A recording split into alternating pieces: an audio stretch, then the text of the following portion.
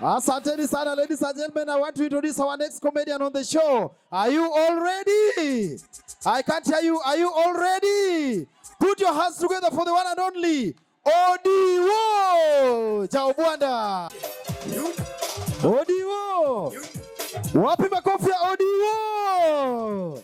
Asifiwe jambo yuwala. Ebula lego. Enyamila kanzo. DJ ng'adgi kanyo. Dongo neno kaka teme. Bwana gina yuko. Ayuko marach. Oma be untie. Pesa en gima ber. Donge. Pesa ber. Ing'eni kionge pesa to kata njofni me iyo kram ga diet michamo. Kionge pesa njofni ong'eni tich ang'wen idhi chamo sukuma.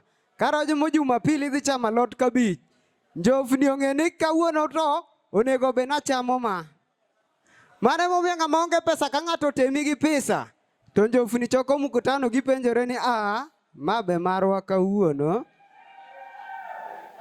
To kotemi gi hot dog.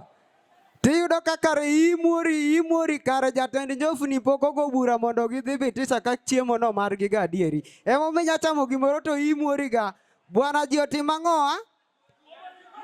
Ji omany pesa. Bwana ng'amotho kanigi pesa. En kata kaka ikele dala dong ikele gi limousine.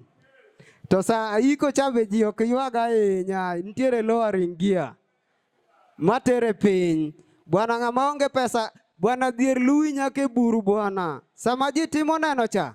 Bwana koka kamidhi ikie bende koka pi opong' bwana. Bwana manyuru pesa. Bwana ndalo moko nyako moro nokona ni get alive. Mana nikech aonge pesa. Ni momedo kisungu moro ni am not your caliber. Bwana nadonje cho bwana malonyora duk mang'iora kiyo kapod ayweyo.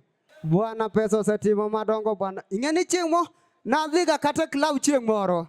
Bwana dhier nomiyo bwana kare konge te ok madh gi ndim. Chieng' moro nang'ado akaw ndim ne kora loso ice cube. Aketi amarula. Bwana marula orokore busa bwana. Bwana dhier rach. Konge te ok madh gi ndim. Bwana, ajemi so ne ntiere mana kaka itimo ang'owa kaka imadhe. Ntiere kong'o ma kodonjo e witi chako mana madho kisungu. Ichako mawacho kisungu. Kori I cannot perform this alcohol. Bwana, I'll give you a call. Bwana to kimadho chrome. Chrome ing'eni donjo chunyi gi wi direct.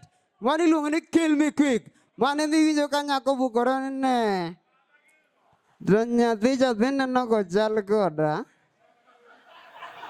Anoga biwoyo go mondi weri gi jaka buojno. Aki ing'e aseyudo ng'ato machani serious. Kato mondi wodo mbe iwero wangla. En gi confidence okono nyako niya. Shemeji na duogi e warom Kisumo.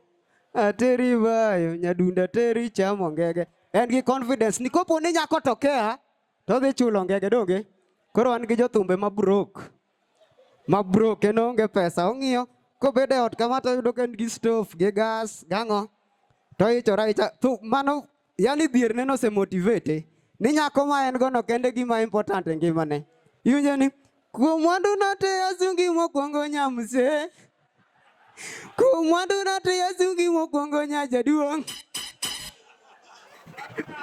Mano seng'iang'ia gima en ge ot. Bwana dong' ng'e ni dhier to rach. Jigni mako nyaka jothum. Kasto kiki wone jothumbe kako thum ni orwako wuoche moro makae onge ni koro ni nang'o.